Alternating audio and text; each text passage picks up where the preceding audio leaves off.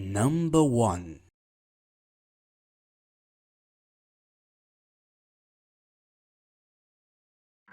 So, this was told to me by an old family friend, Nikki, numerous times as a kid growing up, as one of those life advice stories to keep in mind through the years. And to her credit, I have never forgotten it. Whenever anything associated with hitchhiking comes up, it always springs to mind, and probably always will.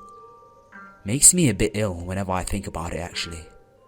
So, Nikki, who grew up at the same time as my dad, about the early 80s, I believe, was a young woman in her mid-20s. She's one of those real kind-hearted souls, always willing to help another out in a time of need, you know? And I can't imagine her being anything other than that when she was younger, so I totally see her doing this too. So, driving into the city, she saw a man walking down the side of the road. As she neared, he turned and, in typical hitchhiker manner, stuck out the OL arm and thumb. Nikki, bless her heart, pulled over and asked him if he needed any help. She told me that he was really polite, if not a bit shy, when he asked for a lift into the city. Nikki gave a smile and popped open the passenger door for the guy, who tossed his bag into the back seat and buckled up for the ride ahead. They talked pleasantly for most of the trip, about friends, the news, etc. You know, happy small talk. She felt that they were getting on really well and even bought him dinner at the pit stop a little over halfway there. She says he seemed really flustered and awkward when she paid, but one of the things they had talked about was money and how he was pretty dang strapped for cash, which was why he was hitchhiking in the first place. But he eventually relented and they went on their way. As soon as they got into the city, he thanked her profusely for the ride and the food and asked to be dropped off once they hit downtown. Before getting out, he asked for Nikki's phone number so he could contact her someday and catch up. Thrilled at the prospect of knowing how her new friend was faring, Nikki wrote it down for him and drove off with the warm feeling of a good deed done. Now, I'm sorry if you were expecting something creepy to have happened by now, but I think this is what freaked me out so much as a kid. How nice everything seemed to have worked out. Nikki gets this crease in her forehead and a funny look in her eye when she tells me the next part. She tells me that a week later she got a phone call from her driving buddy. He didn't let her get a word in edgewise after hello and told her that she should thank God that she was raised so nice, because when he first got in her car, he was planning on raping and murdering her once they got into the pit stop, and that he was going to steal the car and dump her body in a ditch further down the road and go on his merry way. But after she talked with him so kindly and treated him to dinner with a smile on her face, he couldn't bring himself to do it. He didn't think that he could live with himself after doing that to such a nice lady. And to please Nikki, please never ever pick up another hitchhiker. Then he hung up the phone. Nikki never got another phone call from him, and when she tried redialing the number, she got a payphone. And so, Mr. Hitchhiker, I know I'm never going to meet you, because I'm going to listen to the advice you gave your driving buddy and never, ever pick up a hitchhiker. Number 2. I am a 14-year-old girl, and I, like the majority of teenagers, enjoy being home alone. My dad works from home, so very rarely does this happen, but when the opportunity arises, I'll take it. One day, both my parents decided to take my brother to chess class and then go shopping in a strip mall nearby. They asked if I wanted to come, but seeing the chance to binge eat Halloween candy and watch Dexter with the sound turned all the way up, I decided to stay home. They tried to convince me to come, but I don't like going outside, and they left a couple minutes later. I settled in for a few hours of peace with a mountain of Twix and Kit Kats and the glory that is Michael C. Hall. I don't know what chemicals those candy people put in this stuff, but I am not complaining. After a few episodes, the candy was gone and all I had left were the shiny wrappers that I would probably sell my soul for. I went to throw them out and mourn the loss of the glorious chocolate caramel cookie that is Twix, when I saw that the trash can was near overflowing. It was about 6:30 PM by now, but dark enough to basically be the middle of the night. I wasn't exactly comfortable to go outside in the dark, especially when the house next to me hasn't had anyone living in it for the past 2 years, which means bank people or whatever are constantly walking around it. However, the garbage bin is right next to the garage door and I can get outside and back in about 5 seconds. So I decided to risk it. I went outside, threw the trash away, and as I was turning to go back in, I saw a man walking by. This isn't really that uncommon as I live on a busy street and I live in an upper middle class area, so there's not that much crime and people would go walking at night all the time. I thought it was kind of weird that he was wearing all black, because normally people would want to be seen in the dark so they don't get hit by cars, but it didn't seem that strange. He was on his phone and didn't even look up at me, which I was thankful for because I was wearing a nightgown and my hair was a mess. I ran back inside and hit the button that closed the garage door. As it was slowly climbing down, the man raced inside. I was in shock. I stared at him. We made eye contact. He didn't have crazy eyes or anything. He looked perfectly normal. The garage door shut and he smiled wide. I shrieked and slammed the door that led into the garage shut and locked it. He started yelling at me about just wanting to be friends. I called my parents. I probably should have called the police, but I didn't want them to come home and have this strange man jump out and attack them once they got inside. They didn't pick up, of course. I texted them frantically, then called 911, who said they would send out a squad car. The next 10 minutes were probably the most frightening moments of my life. The operator stayed on the phone with me and told me not to go outside in case he had anyone else out there. But I could hear him in the garage. He didn't try to break the door down or anything. Instead, he scratched it and jiggled the doorknob and called for me to open the door, which was probably scarier than if he just tried to break the door down. I heard the garage door open and close, and then the police came. The guy was outside, sitting in front of the garage of the empty house next door.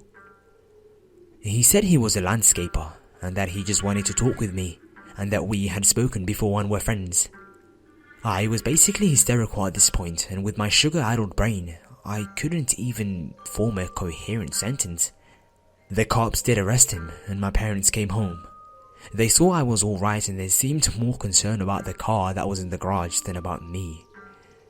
I am not going to go out again at night, ever, and I'm probably never going to open a garage door again. Number 3. 3 years ago when I was 19, I had just gotten hired at my local mall. Even though I've always hated the mall and had lots of weird experiences there, I was desperate after quitting my previous job and figured with co-workers around, I'd be safe. It was about 6 PM on a winter night and I was asked to come into the store to fill out paperwork before I started working. I was seated on a bench near the back of the store next to a boy who had also been hired. We had some small talk about the job and how the piles of paperwork were easily the largest and most ridiculous we'd ever seen. I thought he seemed cool. We quickly got to work and started filling out the forms mostly in silence. At first, I was so absorbed in the papers that I didn't realize I was being watched. I looked up to see a tall man, about 6'5", maybe 45 years old, standing about 5 feet away, eyes locked on me. I stared right back at the man and after a few seconds asked if I could help him. He asked some very vague questions about the store. I gestured to the huge pile of papers in my lap and told him that I hadn't started working yet and I couldn't help him. He just continued staring. I'm a small girl at 5'1". I've been creeped on plenty of times and learnt a long time ago not to be too polite about it. What? I asked impatiently. Hi, do you have a boyfriend? He started. Yes, I lied, looking back down and continuing writing. How old are you? He persisted. Sorry, I'm busy, I said, not looking at him. He stood there. He asked when I start working and if I live close by. He asked if my boyfriend was good to me. I ignored him. Finally, he walked away. The boy sitting next to me ignored this whole encounter. I decided he wasn't as cool as I thought. A few minutes later, I noticed the man wandering aimlessly around the store, occasionally looking back at me. I wondered if my new co-workers would think I was too dramatic if I asked to be walked to my car. The next time I looked around, he was gone.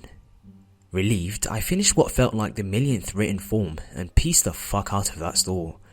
I scanned around as I made my way towards the mall's exit and saw no sign of the man anywhere. I couldn't see anything outside through the glass doors, but I could see that it was dark. I walked outside, and as soon as the door closes behind me, I am literally lifted off my feet. The man from the store is picking me up, kind of rocking back and forth in what was the most terrifying hug sort of thing I had ever experienced in my life. He put me down to tell me I was everything he was looking for in a girl and how nicely he would treat me. He said he could tell as soon as he saw me that I was the one. Of course, I didn't see one other person in the parking lot. At first, I was stunned. Then, he reached for my hand when fight or flight finally kicked in. Before I knew it, I was booking it to my car, keys already in hand, not looking back.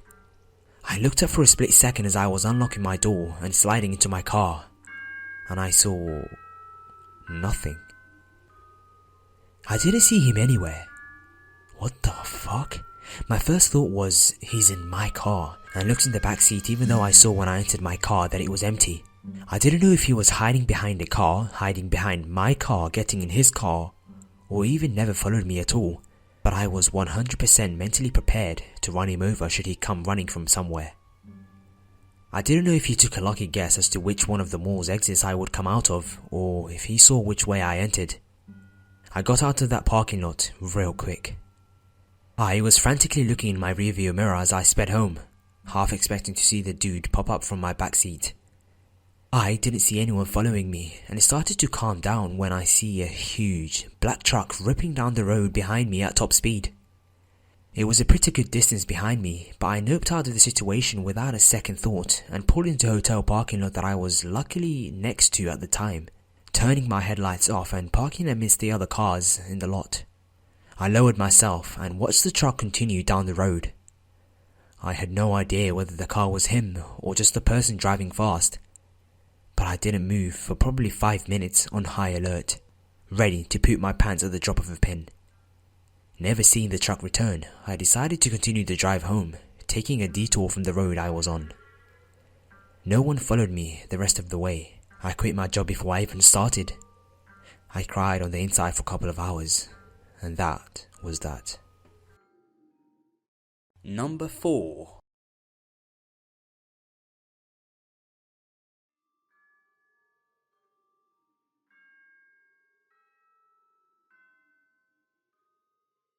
This happened a few years ago. I was attending a church and the person doing the Sunday children's program asked me to be in charge of security during the program.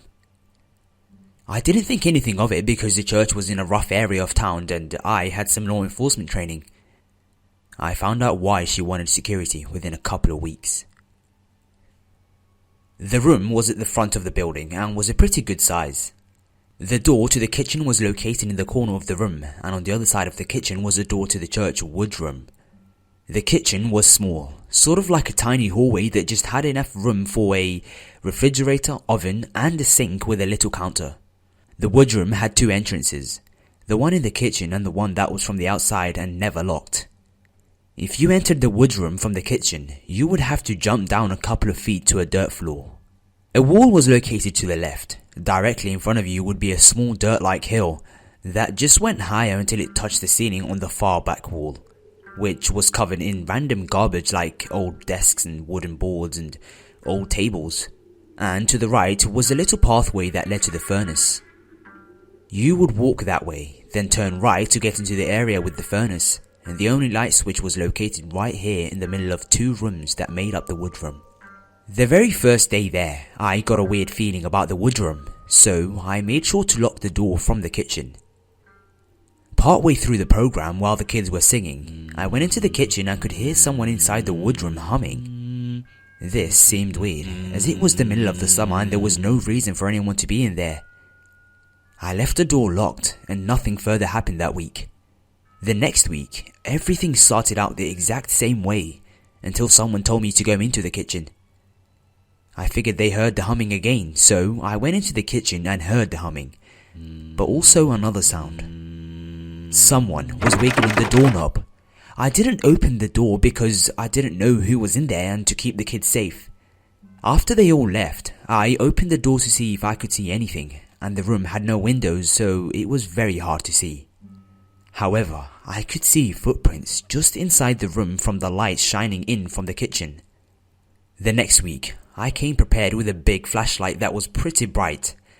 The same exact thing happened, and I waited until everyone was gone to look around again. There were footprints throughout the rooms, and I had the weird feeling that someone was watching me, which would have placed them on the hill part among all the junk, but I couldn't find anyone with just a quick look. This continued for a few weeks, but all I ever found was footprints and a cigarette. Then, one day I went and walked into the kitchen to lock the door just like I always do. Just this time, the door was shut, but opened just enough so the door wasn't latched and couldn't be locked. I pulled the door in to latch it, then locked it. Suddenly, the doorknob started to be wiggled slowly, then more violently by the second until he started pounding on the door. It sounded like he was trying to punch the door in. I get my friend, another guy who's helping with security, to come into the kitchen with me. He hears the banging and immediately gets worried, so he goes to a drawer to grab a knife in case something happens, and he absolutely needs one. He opens up the drawer, looks in, and then panics. All of the knives are missing, and only the knives. I send him back out with the kids as there are other ways in, and I stay in the kitchen to make sure whoever it is doesn't get in. The pastor had no clue why the knives were missing. No one asked to borrow them, and no events happened at the church around that time, but he figured someone just borrowed them without asking, as that has happened before. After the children left, I got help and went into the woodroom through the 2 doors, so there was no way out in case someone was still in there. But we never found anyone, and the knives eventually made it back somehow. The pastor figured it was just a random person from the church, and since no one was found, didn't really take it seriously. I did find out though, that a few years prior to this, the former person in charge of children's programs found a homeless guy with mental problems living in the woodroom.